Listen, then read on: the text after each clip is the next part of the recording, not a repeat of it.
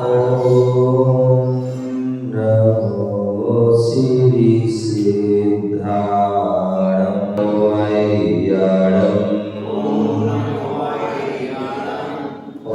नमो वज्रायणं ओम नमो लोये सौसाहुरं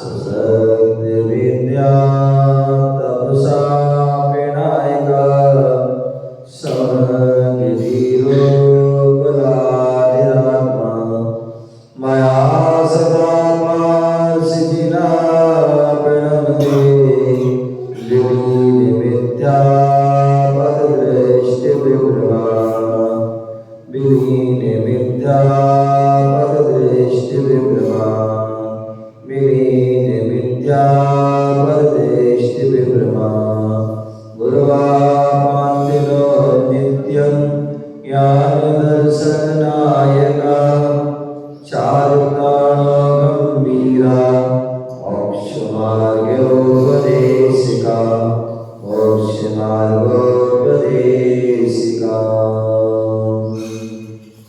नवीरूढभट्टमाणं परमपारं जिनं तुसोदेने गोच्छामि नयनसारं सायारणयानं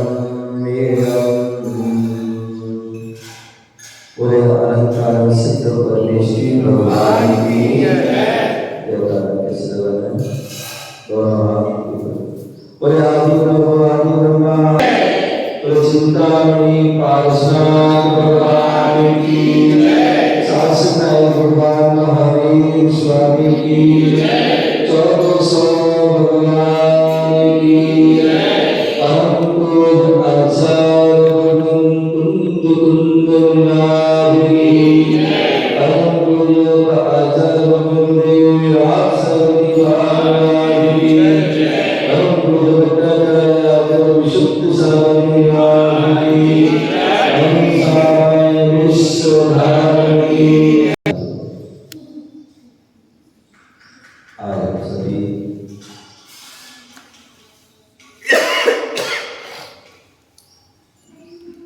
मध्य प्रदेश की राजधानी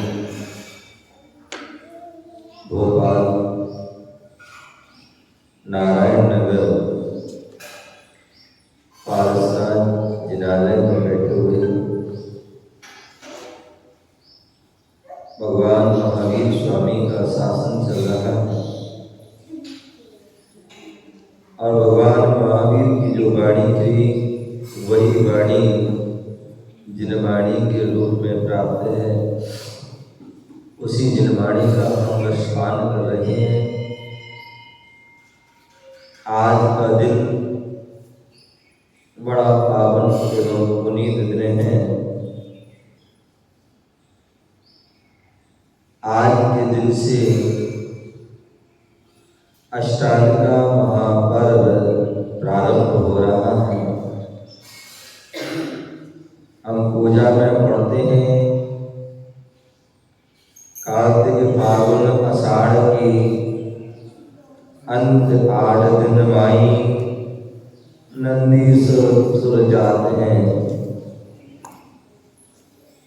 और हम पूजा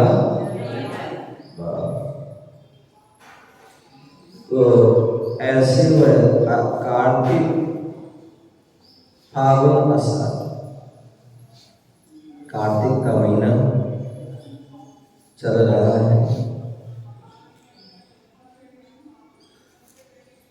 फागुन के महीने और आषाढ़ के महीने अंत 8 दिन माई जो शुक्ल पक्ष होता है और शुक्ल पक्ष की जो है अष्टमी से लेकर के पूर्णमासी तक वह अष्टांग का पर्व होता है।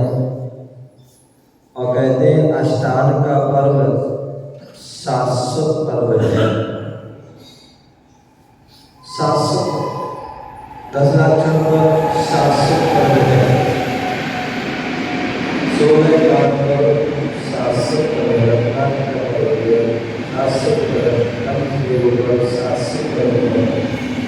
क्योंकि साल में 3 बार आने ही है। क्या साल में 3 बार तो आने ही है।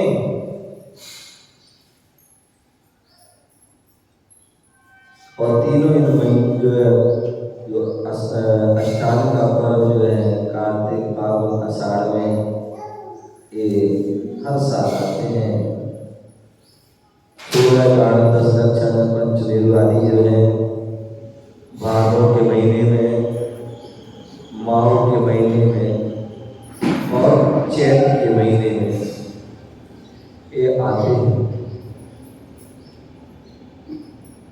और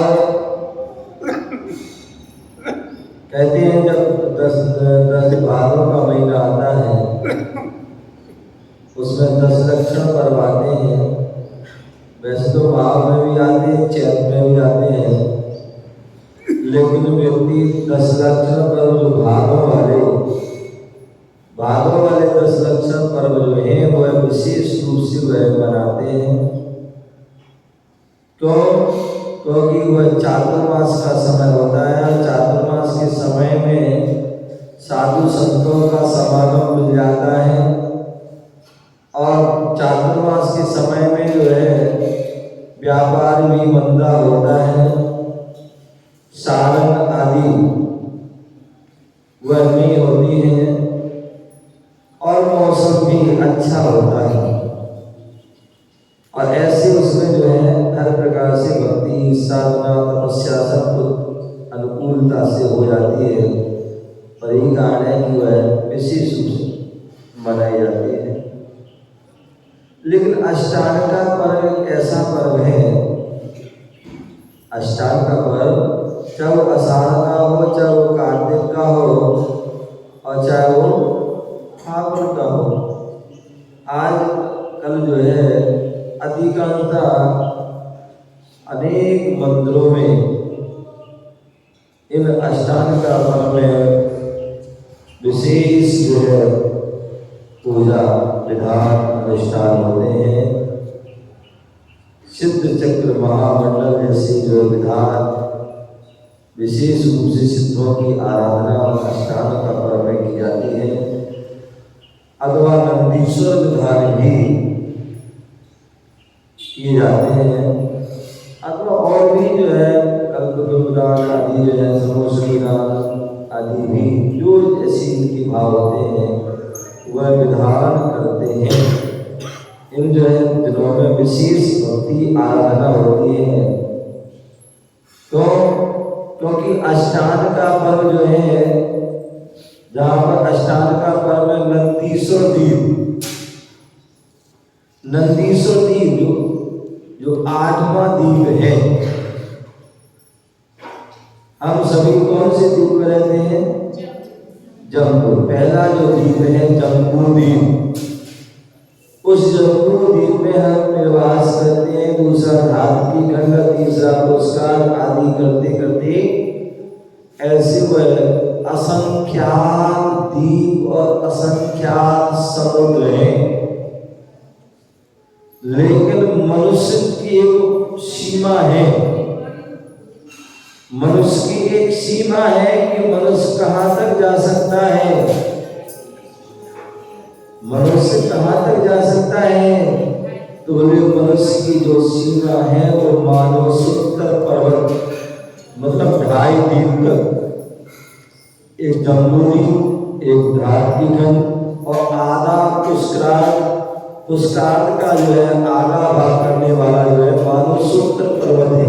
जो सीमा है मानव सूत्र पर्वत तक ही मनुष्य जा सकते हैं, उसके आगे वह नहीं जा सकते। कोई कितना भी देव भी प्रयास करे कि हम उनको ले जाए तो वह मानव सूत्र पर्वत के आगे नहीं ले जाते हैं।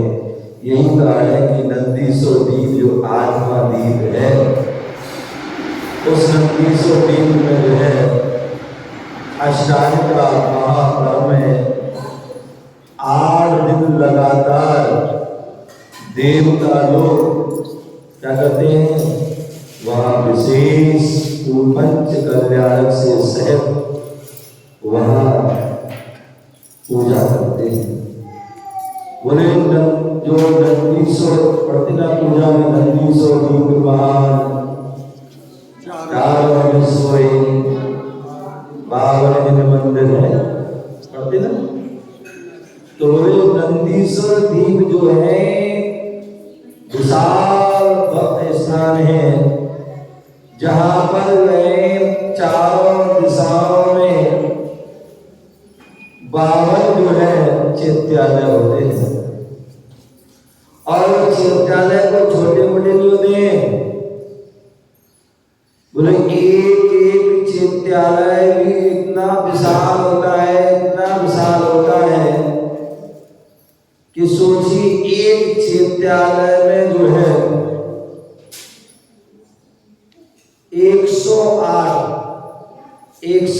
प्रतिमा है। एक जिनालय में 108 प्रतिमा है, और वो प्रतिमा भी छोटी नहीं है। बोले 500 धनुष ऊंची जो आवाहना वाली वह प्रतिमा है। कितनी? 500 धनुष, मतलब 2000 हाथ। कितने? 2000 हाथ, लगभग 3000 फुट। कितनी? 3000 फुट की एक प्रतिमा है। सोचो, अब एक प्रतिमा है और 52 मंदिरों में कितनी होगी प्रतिमा।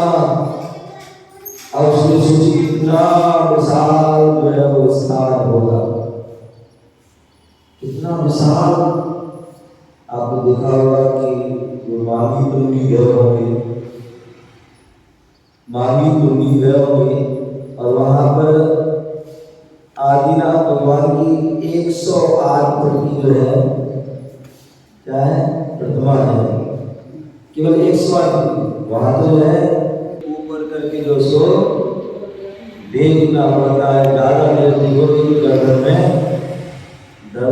दर्द हो जाए। ऐसे वह विशाल विद्रोह की बात में 52 मंदिर है, और 52 मंदिर विशाल प्रतिमाएं हैं। उन प्रतिमाओं के जो है वहां पर विशेष अनवरत नंदीश्वर दीप में वह दिन रात का भेद नहीं होता है। क्या? दिन रात का भेद नहीं होता, इसलिए वह अनवरत जो है 24 घंटे वहां पर जो है पूजा होती है।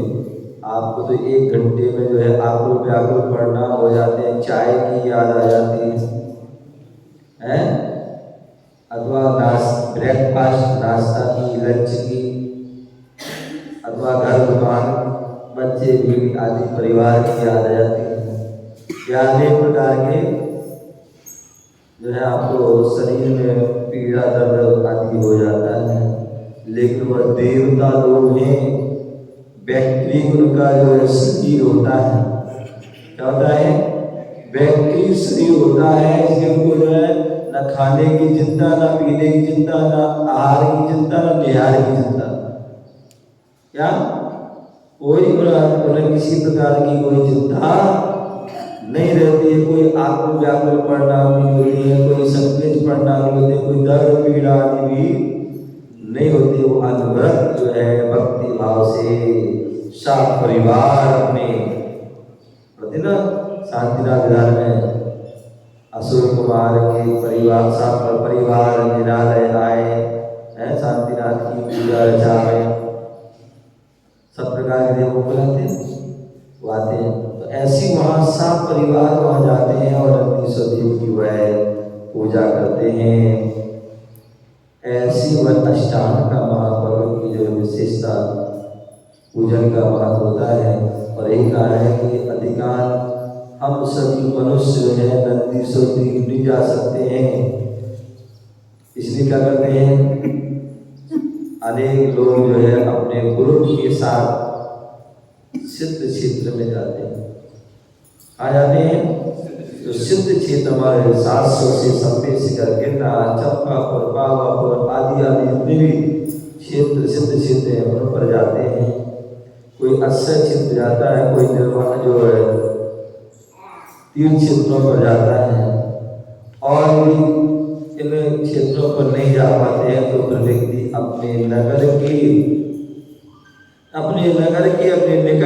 जिनालय में जाकर के जो हमारा सामूहिक रूप में विधि विधान से जो है वह पूजन अर्चना करता है।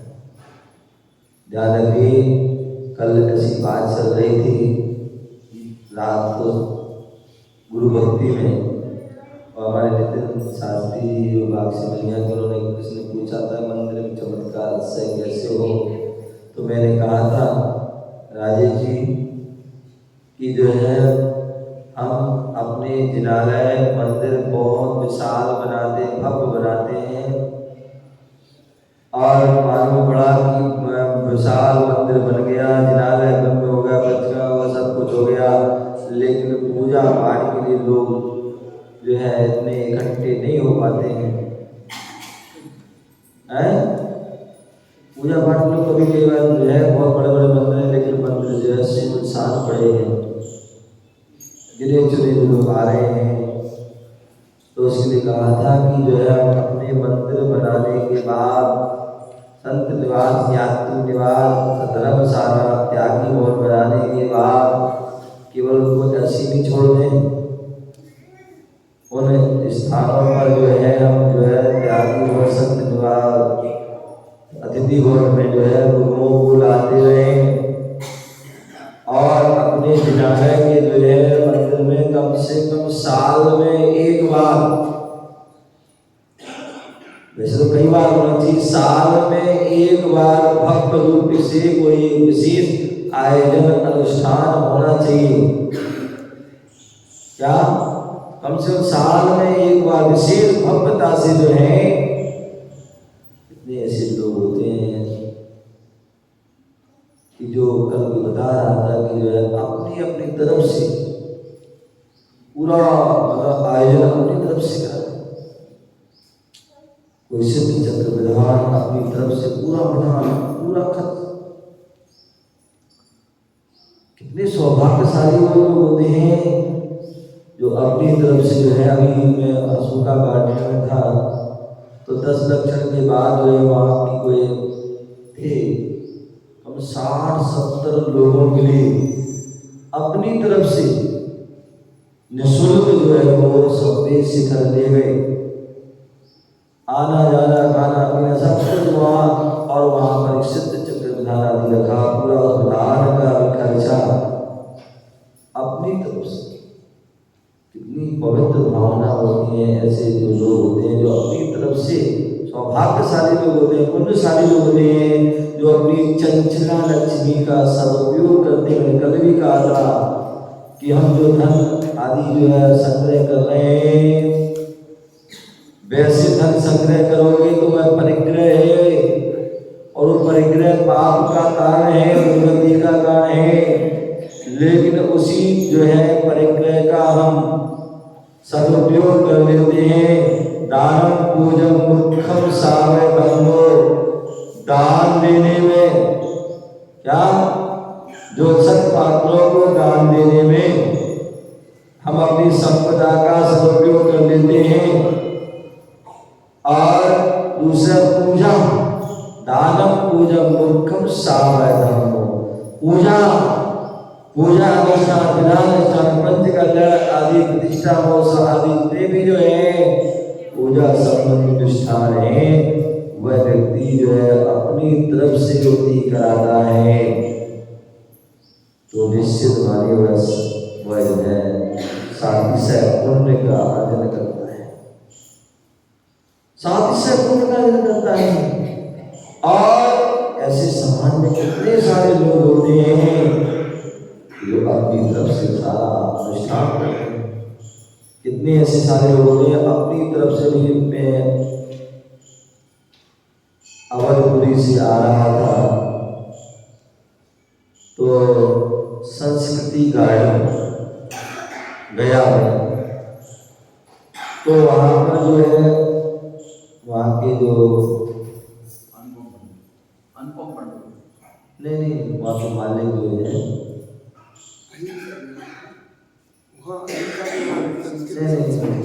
संस्कृति गार्डन में, जहाँ पर वो विशाल प्रतिमा जो है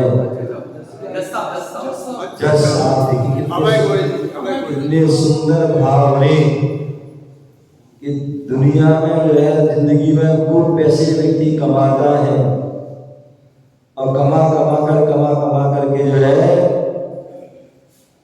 मर जाता है। अब उसकी जीवन लीला समाप्त हो, लेकिन कुछ अच्छे काम नहीं कर पाता। लेकिन कुछ ऐसे भाव होते हैं कि लोग विशेष व्यक्ति होते हैं कि जो धन कमाने के बाद जो है सोचते हैं, विचार करते हैं, अब इसका सदुपयोग कैसे करें। दुरुपयोग तो सभी करते हैं, उस धन का दुरुपयोग तो सभी करते हैं, लेकिन सदुपयोग कोई नहीं कर पाते हैं। बोले इस जीवन का कोई भरोसा नहीं, 70 साल 75 साल के हो गए, 80 साल के होने वाले हैं या उससे ऊपर हो गए। कब जीवन जब यमराज का बुलावा आ जाए, कब जीवन की अंतिम श्वास आ जाए, क्यों ना हो उसका जो है कुछ सदुपयोग कर लिया जाए, धन का सदुपयोग किया जाए, धन को जो है ऐसे काल में लगा दिया जिससे कि जो है क्या जीवंत जो है अपना उदाहरण बन जाए, मतलब वर्षों वर्षों तक जिसकी कीर्ति जिसके माध्यम से फैले।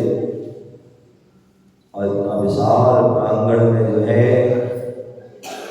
धर्म के लिए उन्होंने जो है तैयार कर रहे हैं, इतनी विशाल विशाल प्रतिमाएं तैयार हो रही हैं। ये निश्चित ही जो है अपने उनका धन का स्रोत है। कितना विशाल जनाजा बना रहे हैं, ये निश्चित ही साजिश है। पूर्व में साजिश से पुण्य अर्जन किया था, तो आज उनके पास संपदा है और आज उस संपदा का सदुपयोग कर रहे हैं, तो आगे भविष्य में भी उन्हें विशाल विपुल संपदा मिलेगी। और केवल बाहरी संपदा ही नहीं, सांसारिक संपदा ही नहीं, अपितु परमात्मा की जो संपदा है, और वो कौन संपदा है? जिन गुण संपत्ति रूप संपदा, जो अनंत चतुष्टय रूपी संपदा, ऐसी वह संपदा प्राप्त हो जाती है। लेकिन कब? जब व्यक्ति उस संपदा का सदुपयोग करता है। तो दानव को जब लोकम सावधम को कल बताया गया था कि सावक कौन है, तो जो दान देता है वो श्रावक है। क्या? जो श्रावक जो दान देता है वो श्रावक है। और जो श्रावक जो है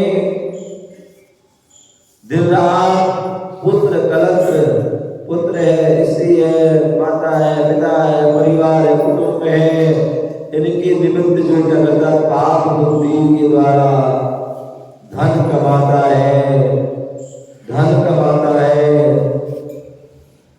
दया आदि कुछ नहीं करता है, धार्मिक क्रिया नहीं करता है, अपने कर्तव्य को नहीं करता है, ऐसा जीव संसार में परिभ्रमण करता है। इसी गाथा की जो है व्याख्यान करते हुए पूज्य गुरुदेव आचार्य श्री राजशेखर महाप्रयाग अपनी रत्नात्रय वर्धनी टीका के माध्यम से बता रहे हैं। पूजा से अनंत पुष्पादि अर्पणम गुणस्तुतिश्च इत्यादि होती।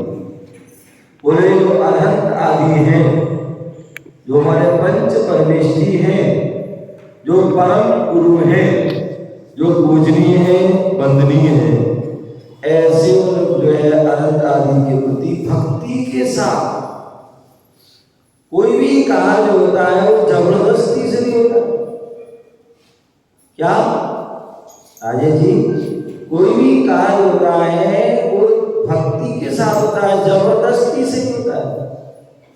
और जो जबरदस्ती से करता है तो उसका जो है चित्त उसमें लगता नहीं है, वो वास्तविक भक्ति होती। मेरी भावना की पंक्ति आपने पढ़ी होगी, शुरू की 2 पंक्तियां 4 पंक्तियां, उसमें क्या पढ़ते हैं? उसमें जो है भगवान का लक्षण होता है। भगवान कौन है, सच्ची परमात्मा कौन है? तो दे जिसने राग देश का मालिक, जीते सब जग ज्ञान लिया, सब जीवों को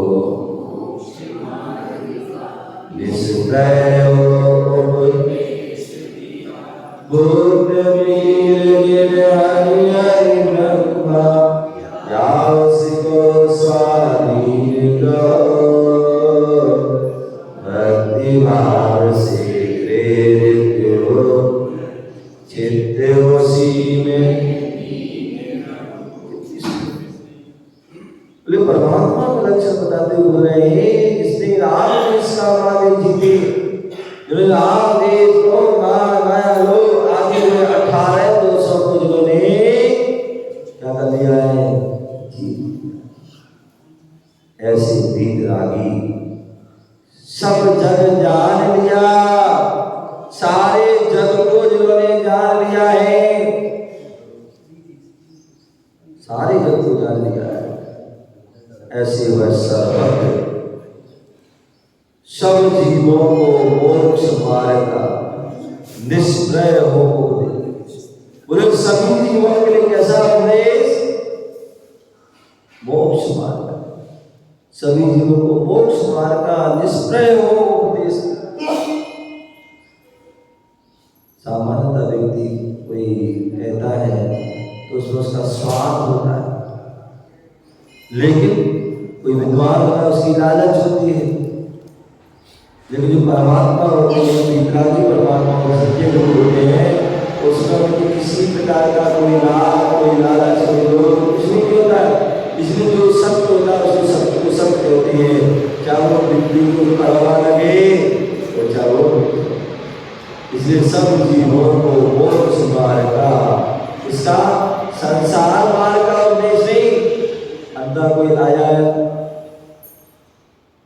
और बोले मुनि श्री दुकान कैसे चलाए, फैक्ट्री कैसे चलाए, शादी कैसे हो, बच्चे कैसे हो, कुछ बताओ। तो इसके लिए महाराज मौन हो जाते हैं। क्या हो जाते हैं? क्योंकि सब मोक्ष का मार्ग नहीं है, ये सब संसार का मार्ग है।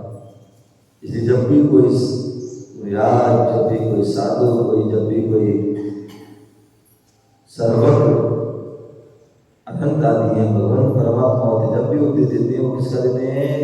मोक्ष मार्ग का उपदेश। सब जीवों को मोक्ष मार्ग का निष्प्रय होकर उपदेश देते हैं। और भक्ति भाव से प्रेरित होकर चित्त उसी में। जब हमें मालूम पड़ जाता है ये हमारे सच्चे परमात्मा वीतरागी सर्वज्ञ के दो उद्देश्य हैं, तो फिर भक्ति भाव से हम जाते हैं मंदिर। क्या भक्ति भाव से मंदिर जाते हैं? जबरदस्ती भाव से, जबरदस्ती भाव से जाओगे तो आपका चित्त नहीं लगेगा। कितने लोग इसी मंदिर जाते मन नहीं लगता, जाप करते मन नहीं लगता, स्वाध्याय करते मन नहीं लगता, पाठ करते मन नहीं लगता। क्यों नहीं लगता? क्योंकि आप जबरदस्ती में कर रहे हैं। क्या कर रहे हैं? बोले जबरदस्ती में कर रहे हो। दीपक भाई, जबरदस्ती में करोगे तो आपका मन नहीं लगेगा, जबरदस्ती में करोगे तो मन नहीं लगेगा। भक्ति भाव से करोगे तो आपका मन इतना लगेगा कि वहां से उठने का मन ही। तो भक्ति भाव से यहाँ पर बोले भक्ति के साथ, अर्थ आदि की प्रति भक्ति के साथ पूज्य भाव की अभिव्यक्ति। जब अर्थ भगवान के प्रति भक्ति के भाव होते हैं, पूज्य भाव की अभिव्यक्ति, उनके जो पूज्य भाव है, उन पूज्य भाव, इसलिए कहते हैं ना परम पूज्य। भगवान कैसे होते हैं? परम पूज्य। गुरुजन होते हैं वो परम पूज्य हैं। तो ऐसे पूज्य भाव की अभिव्यक्ति हमारे अंदर जो है, पूजन के भाव की जो अभिव्यक्ति होती है, ये पूज्य भाव है, पूज्य गुणों के साथ है, इसलिए जो है पूज्य भावों की अभिव्यक्ति। और तदनुरूप प्रणति, जब हमारे जो पंच परमेष्टि के प्रति भक्ति भाव होंगे, पूज्य भाव होंगे, ये पूज्य हैं, तो ऐसी उस अभिव्यक्ति के तदनुरूप हम क्या करते हैं? प्रणति, भगवान को देते हैं, उनको वंदन करते हैं, उनको नमोस्तु आदि करते हैं। तो तदनुरूप प्रणति, और प्रणति कैसी होती है? प्रणति पूर्वक, नमस्कार पूर्वक गंध पुष्पादि का अर्पण बड़ा स्तवन है। क्या करना? बोले भक्ति भाव से, पूजा के भाव से प्रणाम करते हुए, प्रणाम पूर्वक, नमस्कार पूर्वक, झुकते हुए, अकड़ के नहीं। कितने सारे लोग तो भगवान के दरबार में आते हैं, अकड़ के आते हैं। क्या? अकड़ के आते हैं।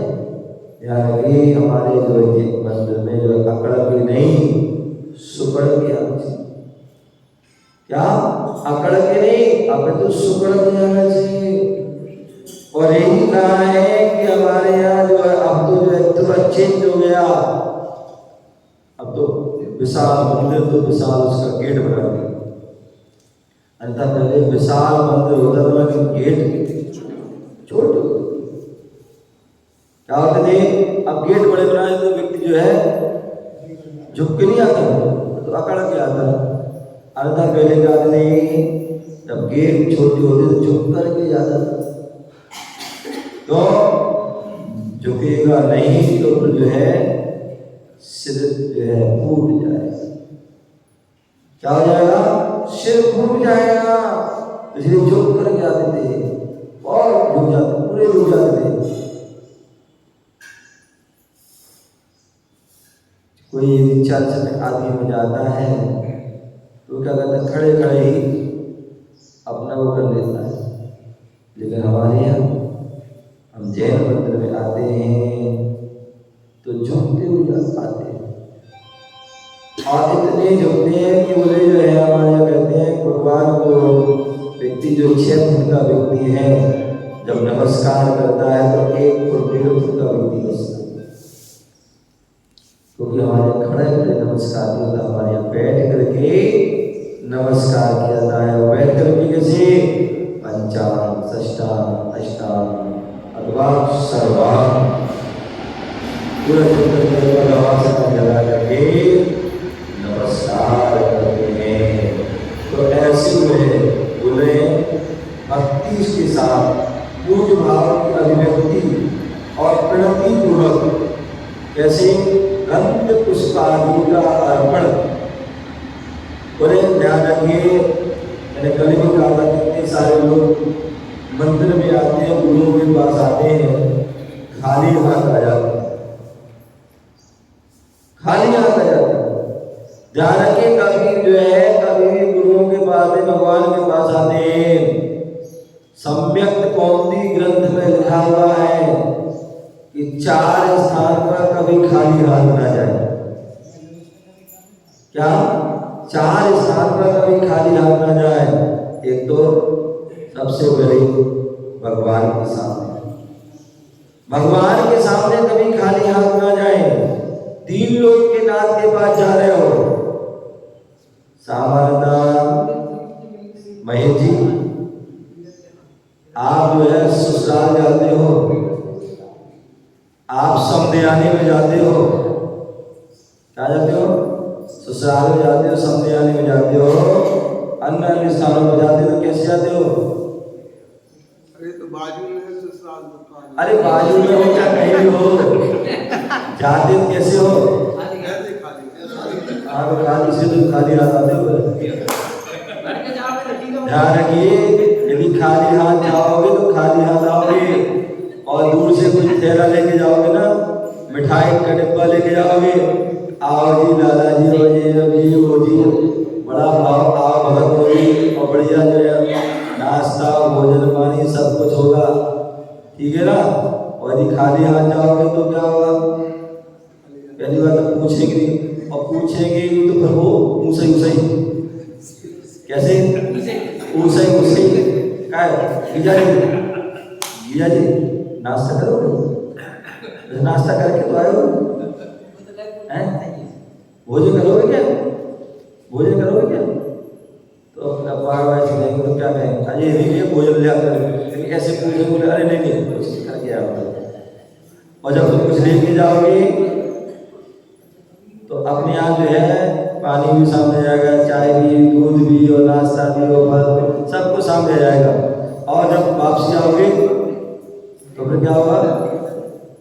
टीका भी होगा, लिफाफा भी मिलेगा, हैं और भी मिल सकते हैं। और ये खाली हाथ गए तो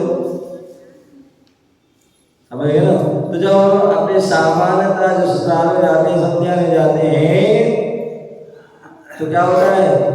तो कुछ ना कुछ लेके जाते हैं। तो 3 लोग के नाथ के पास जा रहे हैं। किनके पास? 3 लोग के नाथ के पास जा रहे हैं। कभी खाली हाथ, तो भगवान के पास कभी खाली हाथ है। मुट्ठी बांध के, मुट्ठी भर लेके जाओगे तो झोली भर के मिलेगा, समझ गए ना। तो इसलिए भगवान के पास कभी खाली हाथ। दूसरी बात, गुरु के पास जो रत्नात्रय के धारी हैं, जिनके पास जो 3 महारत्न हैं, जिनको पाकर के व्यक्ति मोक्ष तक जा सकता है, ऐसे 3 रत्नों के धारी हैं, उनके पास भी खाली हाथ है। तीसरे जो है वो राजा के पास जाते हैं। क्या?